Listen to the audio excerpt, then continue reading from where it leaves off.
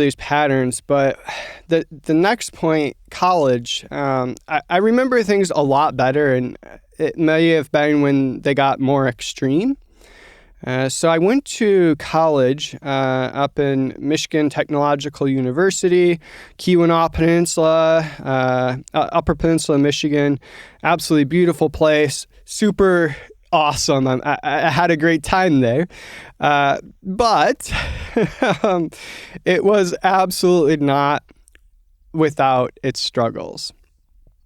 I remember one time I literally didn't leave my room for, I think it was 3 weeks, except to go to the bathroom and get food. I could not get up. This was during school, I just didn't go to classes, didn't do my work. Sort of the same pattern, right?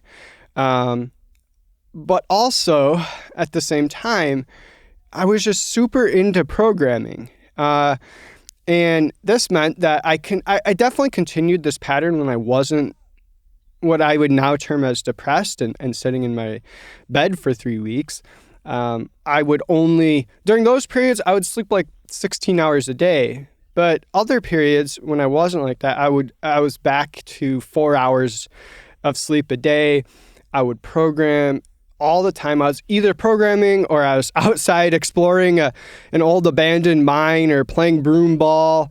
I was very busy, but most of it was spent, I skipped a lot of my classes because I was like, the stuff I'm teaching myself in programming is way more better, way more important than whatever they're teaching me at school. So I would skip the classes and teach my own programming stuff.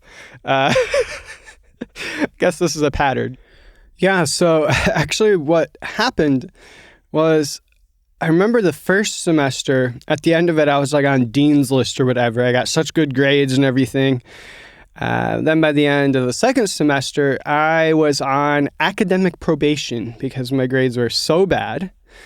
I don't know if I was on Dean's List every time, but this pattern repeated. So I would be academic probation. If you don't get your grades up, they kick you out of school. And so I would go into the next semester being well, I got to do really well or they're going to kick me out. I would work super hard and I did the studying the best that I could. And I sometimes went to class even. I still was definitely studying all the computer science stuff on my own. And I was basically years ahead of all my computer science courses. Anytime I got into computer science courses, I taught myself this 3 years ago, but whatever. So it was super hard to be motivated because I'm why am I doing these assignments? I know how to do data structures and algorithms. I know relational databases. I did these years ago. What is the point of this? And so it was very hard, but for a semester, I would get through it. I'd force myself to. I'd get basically all A's or close to all A's, and I'd be doing fine. And then the next semester, I would just crash, and I couldn't do it. I couldn't get myself to do it. I would sit there at my computer with an assignment, and I just literally physically could not get myself to do it. No matter what I tried, no matter how much caffeine I had, no matter what, I tried everything and I couldn't do it. My body is just nope. That's it. I don't know what to tell you. I think, especially at the time, this made me feel horrible. The environment I grew up in was super focused on work and personal ability and personal work ethic.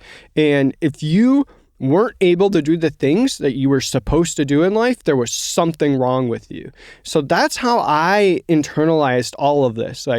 There's something wrong with me. I can't do this work. I can't do this homework. I can't go to class. I physically cannot do it. So there's something wrong with me. And it made me feel horrible. I just felt so bad. And programming really was, I think, my escape. I built really cool stuff. Just I would actually, so I would even stay up for days. There were times I stayed up for 3 days straight, just drinking Mountain Dew and programming, working on my own programs. And everyone else that like knew me, like people, when I was a freshman, the seniors would come to my room for help with their programming homework, their computer science homework. And if anyone that knew me got stuck on anything when it came to programming, like usually it was a bug, everyone came to me because they knew I could figure it out. Like I was really, I worked really hard at it. I think this is why I was so good at it. Like I just programmed all the time. I think in hindsight, this was definitely an escape for me. It was an escape from this horrible feeling that I was incapable of participating in society in a way that it seemed like everyone else could do. And yeah, it was, I don't really know how to convey this even, just that horrible, it was just this horrible pit in your stomach all the time. It didn't matter even if, well, not all the time. There were times that I would get an amazing program working. Like I remember when I got my first compiler working, when I wrote my first compiler from scratch and it was working, it's just this feeling of exhilaration. It was really this escape. It allowed me to finally feel good because otherwise I always felt terrible. I always had this pit in my stomach like I'm a failure, you know? And so this was definitely a continual struggle throughout college.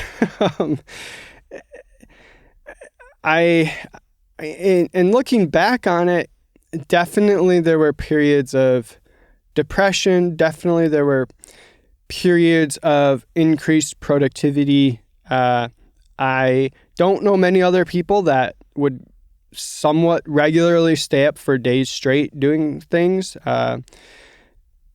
In hindsight, that's how I see things. At the time, I will tell you, I thought everyone felt the same way I did. They were just more capable than me. They had, I think definitely the terms I put it in at the time was they had more willpower. I would look at other people and I just assumed they felt the same things as me, but somehow they were able to go to class. Somehow they were able to do their homework. And I had all these friends and I'm just like, how do you do this? How are you? You're still, 3 years in or whatever. I'm like, you're still doing this. I'm like, I can't. What's wrong with me? There must be something wrong with me. I'm a terrible person. And I put all this on me. I'm like, I just don't have enough willpower. It was definitely a period where I would study lots of like self-help books, like how do you work better? How do you work harder? How do you work more consistently? I worked so hard on things like that. Just trying to figure out how to essentially survive. That's what it really felt like. Like, how do I survive this? How can I do this? Other people can do it. I must be able to do it, right? That's the attitude I had and totally internalized and blamed myself through all this. I had no idea what other people felt, if they felt the same or whatnot. I don't know.